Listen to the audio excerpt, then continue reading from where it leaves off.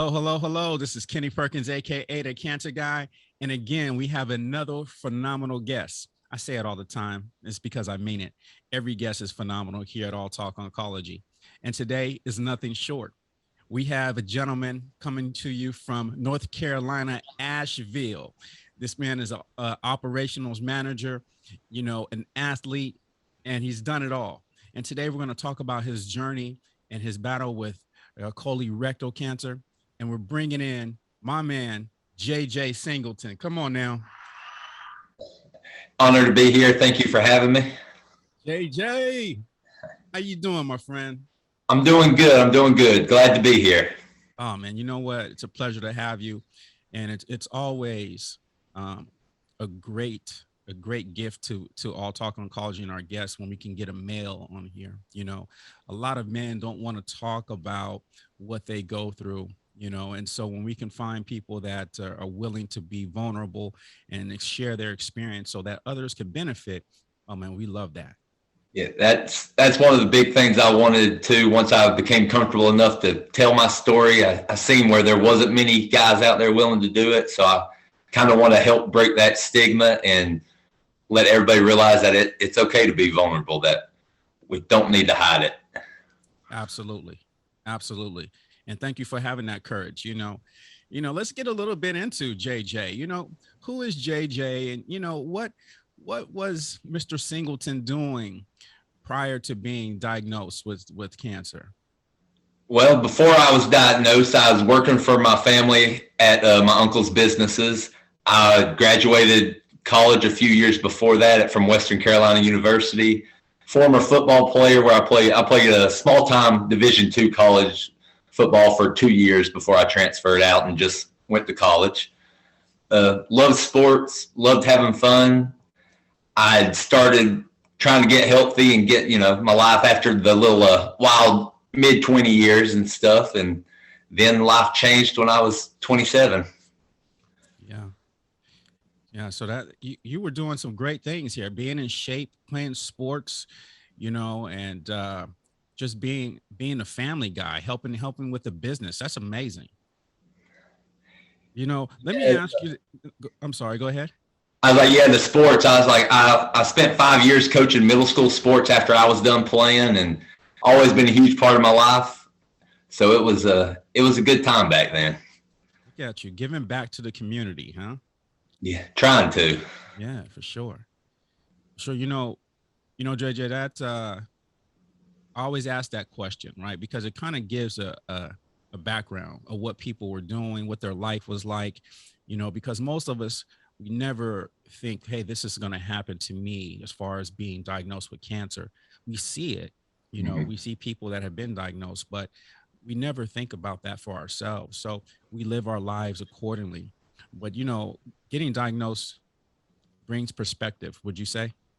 Very much so. It put everything right there in front of you, because at 27, or a month before I turned 28, I was still in that almost invincible phase where it's like, yeah, I got plenty of life to, live, to straighten things out, to do what I want. And once you hear that, you're like, all right, well, it's all right here in front of me now, and it's real, and you got to accept it.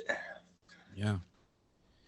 So walk us through that. What kind of symptoms were you having, if any, that made you go in and get checked out and say, hey, something's going on?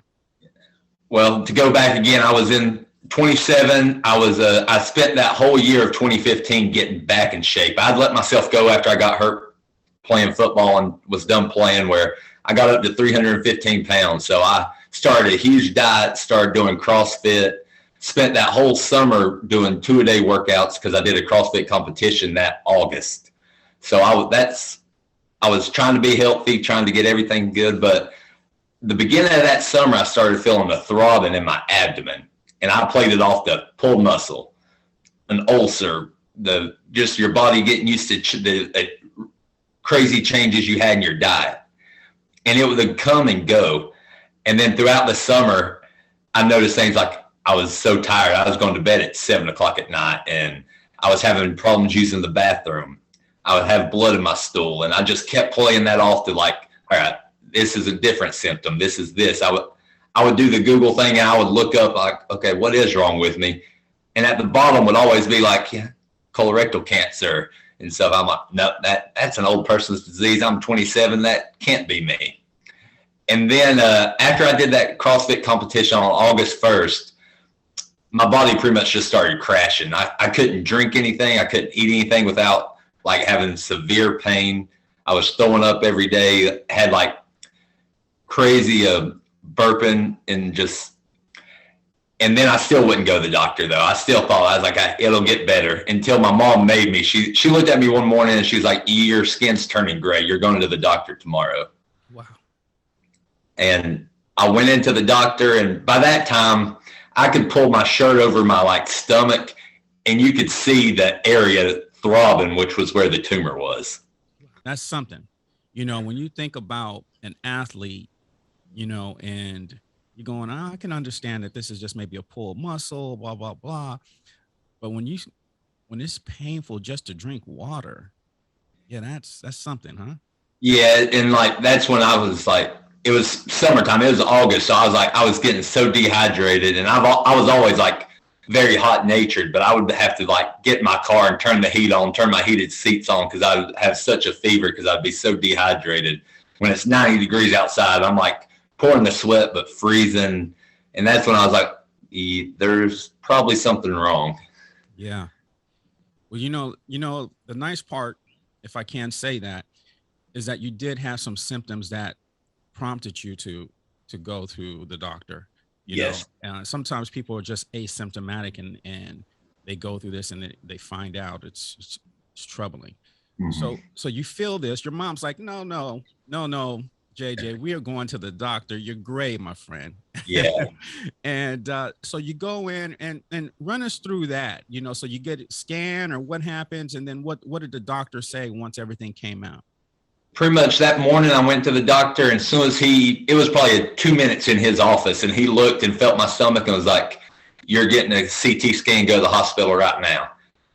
And I live in a small town, so I drove to the hospital, and that's the only place that could get me into the CT that day. So I had to sit there for a few hours, drink that barium drink, and that killed me too, because at that time everything that I was drinking or eating was upsetting my stomach. So there was a lot of trips to the bathroom trying to keep the barium down, nervous, and I'm like, okay, are they going to admit me to the hospital right now? What's wrong? So I had the CT scan. I wait, and the doctor calls, and they're like, or calls the radiology, and there's like, okay, he can leave. So automatically I'm like, okay, it's nothing major. They're letting me leave the hospital. Yes. I didn't make it to the parking lot before my doctor calls and is like, I need you back to the office, and can you bring your mom or your guardian, significant other, somebody with you to this appointment? So that's when it was like, okay, that's not good. No, something is not right here. Yeah. So me and my mom met me. She left her work and met me at the office. And as soon as he came in there and was like, there is a mass in your colon, everything of the last like 4 months just connected all the dots.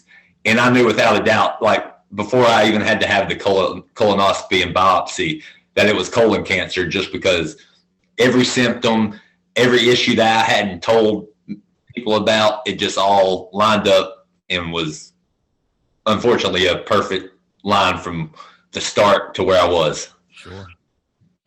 JJ, you said something earlier, and I think sometimes that is the misconception, right? We think that colorectal or cancer is an old person's disease, and you're not alone in that. I think a lot of people believe that, but this is showing here, regardless of your age, if you're having any types of symptoms, get checked out. But even if you're not having symptoms, go to the doctor and get your physical, get your annual physical. Would you agree with that? 100%. That's like, even in, everybody in that mid 20 range, they're thinking, I'll do the doctor later on. Once you get settled in a job, get your insurance and stuff. And no, trust that, even if you got to pay that extra little money up, that copay up front, it's so much worth it than to ignore any symptoms, because everything can build and become something that is life-changing.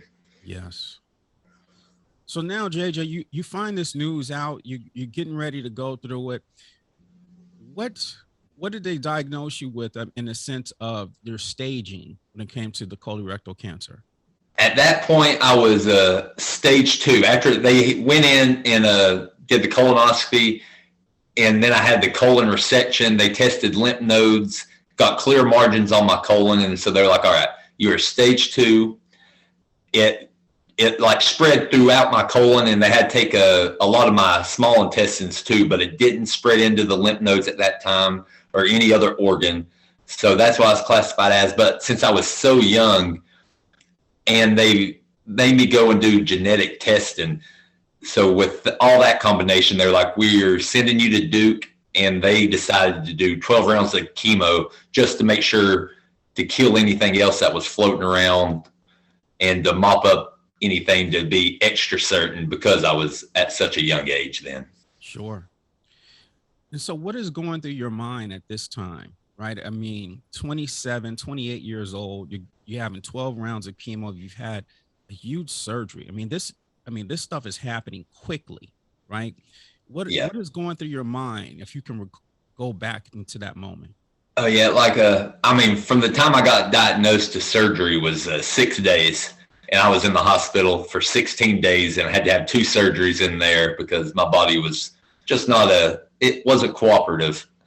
But and then I had a break to get ready for chemo, and once I started chemo, I just went kind of back to that old sports mindset, like, all right, they have a plan, loved my doctors, loved my oncologists, trusted them with everything. So I was like, they say this is what's going to do. I'm going to put my head down, shut the world out, get through the 12 rounds of chemo, recover, and get my life back. And at that point, everything I was thinking of is like, I have a whole new perspective on life, appreciation. Once I get back to the normal me, I will hopefully come back and, help something with the colorectal cancer community. But that wasn't my focus. I was just like, get done and get life back and enjoy it more than even I had been because of what I had been through. Sure. Absolutely. It definitely, you have a different appreciation of life after going through something like this. And I hear it all the time. And it's a good thing, I think, sometimes because we need to, not that we need to get diagnosed with cancer, but sometimes we need that refocusing of what's really important in life, right? And unfortunately, sometimes it takes something horrific to happen into our lives. Unfortunately, I say that. So you get this through the 12 rounds. JJ's back, right? With athlete, he's done. We're ready to rock. What happens then? Let's say I finished chemo. Took me a little post-cancer vacation to visit a friend in Florida to, just enjoy myself. Week later, I started back to work. And 6 weeks from the day I finished chemo, I had a colonoscopy, just the normal start, the yearly colonoscopy. It was clean, was happy. Middle of the night, I woke up and a throbbing was back in my abdomen again. Woke me up, and it triggered every PTSD thing about me. And at this time, I was like, nope. So I called the surgeon at 6 o'clock that morning, and I was in his office by 8:15. And they made me go do the scans again. Over the next week, I had tons of CT scans, MRIs, a biopsy, and found out the cancer came back and spread to different parts of my body now. Wow. So this is 6 weeks after your treatment had finished. Yep. So you must be going through your mind. What is going through your head at this time? I was almost completely numb to everything, but still in the back of my mind, I was like, okay, the cancer's back. And at that time, I still thought, I was like, it reacted good first to the chemo. I was like, they're going to give me a stronger chemo. I can handle that. I was like, chemo sucked, but I made it through. So I was like, I can handle however powerful the drugs they give me and get through it again. 6 more months. And that changed when I went to Duke, because at this point I was such a weird case that I was going down there to get consultations and stuff too. And then when I went down there in that office is when I found out that the cancer was resistant to the chemo, that the first chemo I had never killed this cancer. It had been growing in a different part of my body. And it was so mutated now and not in a non-solid organ that they couldn't remove it. So that's when I first heard that you are incurable and will be on treatment for life unless some miracle down the road happens. But with everything else, that my genetic mutations, they were like, just expect this. And then that was the first time I heard too that then I had a 25% chance to make it 5 years. Isn't that something, JJ? I mean, someone to tell you have an incurable cancer. You know, what are you talking about? This, yeah. What is going through your young mind at that time? I couldn't process it. I mean, honestly, like I've thought about it and talked about it a lot since then. And at that time, I was with my mom and stepdad, and we had separate rooms in a hotel. And I didn't say a word after the rest of the appointment. I was just like, I let my mom and them talk and set up my next appointments. Didn't say a word back to the hotel, and I just sat in the shower and cried for hours. I couldn't process it, couldn't feel anything, and I was just like, all right, is my life over? Because at that time, the pain was back, and I was like, well, if chemo's not going to work, I'm going to have to go through it again. And it was a numb, empty feeling that at that point in time, I never knew if I was even going to be close to climb out of. Yeah. What a vulnerable position, to be in, and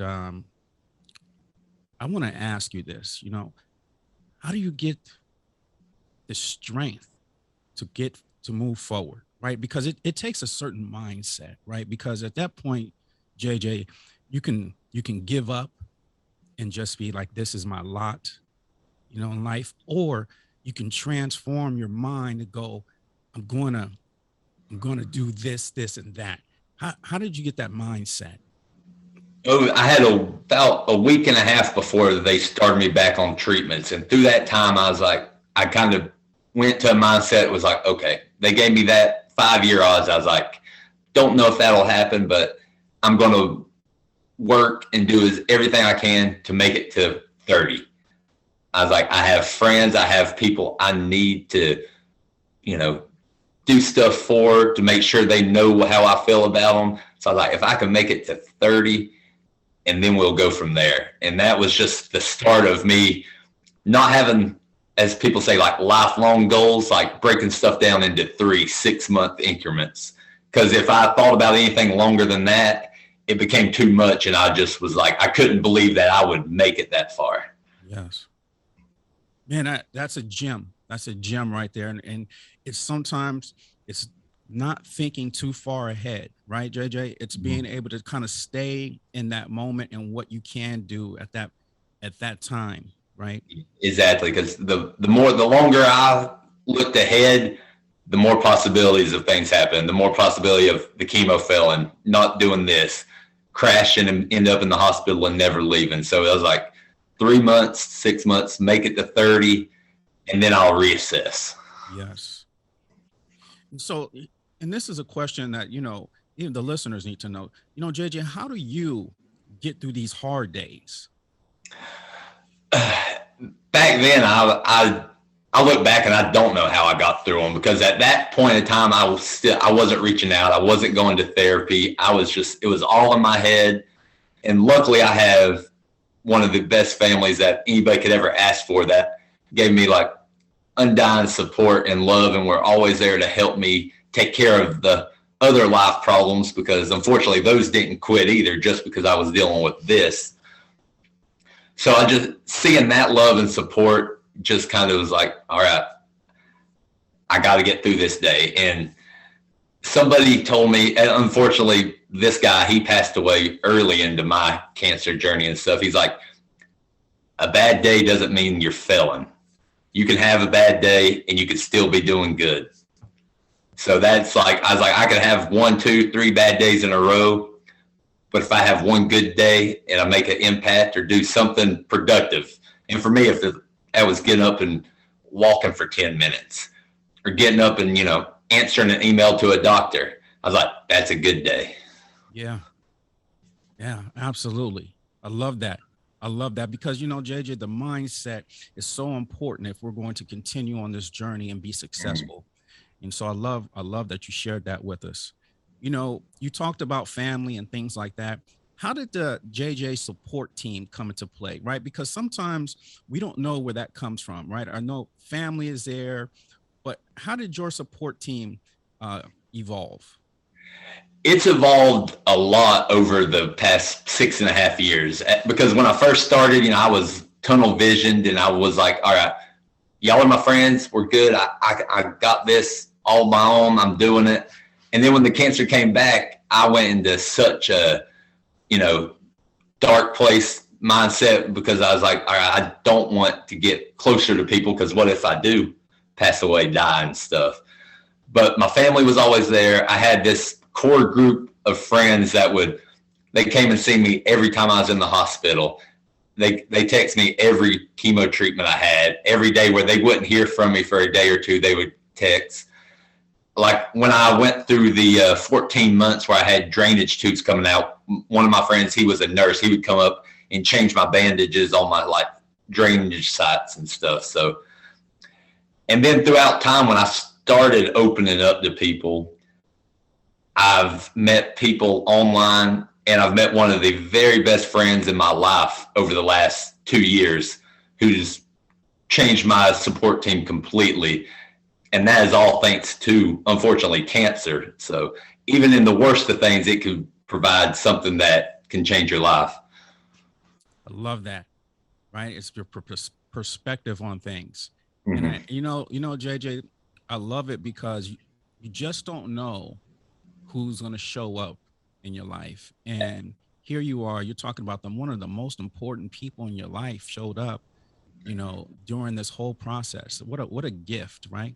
Exactly. And it's like, I'm from a small town in North Carolina and she's from Phoenix, Arizona. Never thought we would ever have anything in common. And it's just our shared trauma and experience because she's a colorectal cancer survivor too, put us there and we connected. And it's literally some of the bad days over the last year and a half. Don't know if I would have made it without her. I love that. I love that.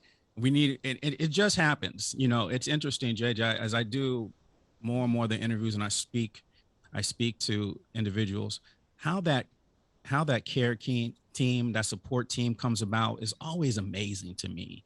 Yeah. And I always think, thank God, right? I thank Yeah. God that because it's a real thing. And when people show up, in your life and can have an impact when you need it the most, man, it's a gift. Yeah, I've always said friendship is easy. The best friend, but that best friend group, you got to work at that through the hard stuff, through the ugly stuff. And that's when the people that are there and that will make an impact on your life. There it is. There it is. Another gem. JJ's dropping gems today. So let me ask this question. Colorectal, right? I mean, it's no joke. You have now been diagnosed with an incurable cancer. You have tubes coming out of your abdomen and things like that. How does that affect your nutrition and the things you take into your body and eat? It affected mine drastically because after the cancer came back, I had 3 other failed chemo regimens and the cancer just kept growing and it grew around the end of my stomach into my intestines and closed it completely off. So anything I took in by mouth would just sit in my stomach until I threw up. And I was already struggling to eat with my mouth sores, just the nausea constant from the chemo. So I was losing weight. It was the second time since I've been diagnosed the first time where I lost 60 pounds in 2 months. So, and then they put me in the hospital for almost a month because they didn't know how to get me nutrients because a feeding tube wouldn't work because it just clogged up in my intestines because of the cancer constricting it. So I ended up having to go 450 days getting fed by TPN infusions, which is, I forget the exact name of it. I just call it TPN, but it is basically all the nutrients, vitamins, minerals that I need and it's made on my blood work every week. And it was a 15-hour infusion every night. Wow. And so that was the worst part. I got down to about 150 pounds at one time. You know, this journey of yours, you know, as I listen to it, it's not an easy thing, Mm-hmm. you know, and yet what I love about you, JJ, is that you're a fighter. You know, here you going 450 days, did I hear you say? Yeah. You know, being infused with the proper nutrients because you couldn't eat, you know, that's the warrior mentality. And I say that, but I don't want to take away from the fears and the insecurities that come along the way, right? And so how did you get through that, right? To be the JJ we're looking at today. How did you get through those days? That year was the toughest year of my life. Like the 15-hour infusions, and then I was pretty much laying in bed in the basement of my uncle's, like a basement apartment, for about 22 hours out of the day. And the 2 hours I would move from the bed to the recliner, and that was my day. Wouldn't leave there except to go to chemo or doctor appointments. And that was the lowest point possible I had ever been. There was times where I was close to giving up and being like, this life ain't worth it. I can't live like this. And luckily at that time is when I started talking to a therapist. It was online at first through my cancer center. And then slowly, like, I started where I would go to visit her. And then I just, piece by piece, was like, that helped my mental part. And then I found ways to escape. That's when I fell in love. Like, I've always been a huge nerd, like everything, like Marvel and all that. But that's when I fell in love with reading Star Wars books, because I could just transport myself to where I could leave cancer and everything. Even I was stuck in a bed, I could leave for an hour while I was reading. And just those little glimpses of just where I could not think about that. And they just build up over time and time. And then luckily, the amazing doctors that I have, they were able to do a major surgery, and the new clinical trial I was on shrunk the tumors enough to where they corrected things, and I was able to start eating again and getting out and driving, leaving the bed. But really, it was the accepting that I needed help, that I could not push every feeling down or push the darkness down and just get through it, just bullhead my way through it, where I had to talk to somebody that could help me. Yeah. You know, JJ, thank you. Thank you for sharing that, because, you know, these fears and the wanting to quit is real. And they say the only thing you're guaranteed of if you quit is failure, right? But you push past that, and things opened up because you didn't quit. And what I want the listeners, I hope they've seen the gem in this. It wasn't something that happened overnight. This process, right? You know, you going to a counselor, you being able to talk yourself, get talked out of that dark moment, and then at the end of that tunnel was light, huh? Yes, and very much so. And I agree, like the failure, and I was so close to just, you know, ignoring everything. The way I was raised with my family and stuff, to be like, you know, you never give up, never do anything. We're strong. But I was close to being like, nope, that I just can't do it. So luckily I had that ingrained in me. But even with all that, it still had to accept needing help. And it was a long process with many ups and downs, and many days where I didn't think it was working, where I didn't think anything would ever change. But over time, I could look back and see little improvements, step by step, like just even the tiniest improvement is better than the day before. Yes. As they say, JJ, trust the process. Sometimes we're on a road, JJ, would you agree with this? Sometimes you're on a road that is so unfamiliar, and it's hard to trust something that you've never gone through before. Yes. But you did this. You said, I'm going to trust the process. And when you went through it, You came out successful. Huh? Mm-hmm. Exactly. Yeah. I love that. I love that, JJ. And like I say, man, what a warrior. What a warrior you are. You know, JJ, looking at where you started and where you are now, you know, what is life? How do you see life different? Life is completely different. Where I started it, I was just in the cancer journey. I was focused on me getting better. It can get better, and never doubt that one day can change everything. Mm, powerful. And for those that don't know, you know, JJ, the JJ we see today, he's out and about. This man is out and about and getting around. You know, talk to us. You we were just in Arizona. Is that correct? Yeah, I went to through the. I'm a national ambassador for an organization called Fight CRC, and I was a special guest at the Cologuard Classic, a PGA Tour Champions thing that was used to raise money to help provide Cologuard and colonoscopies to people and to raise awareness for colorectal cancer. And just next week, I'm going to be in Washington, D.C., talking to Congress, hoping to get more funding toward colorectal cancer because it's growing and we need a special interest in young onset colon cancer, because if it don't change, it's going to be the top cancer causing death with people under 50 by 2030. And is not acceptable for a cancer that can be prevented with screening. Yeah, I love it. Out here advocating now. JJ's out here advocating, getting it done. Trying. That makes the bad days worth it, to know that if I can help something or make a little bit of a difference, it makes them a little easier to get through. For sure. You know, JJ, as we like to ask at the end, what advice would you like to give to those who are listening in that may be going through something similar to you? What would you like to offer them? I just want to say that even in the darkest times, that don't give up, reach out, help, trust yourself to know what you need to get better, because you're ultimately the only one that can really look inside yourself and know. And don't be afraid to reach out for help. It's not a weakness.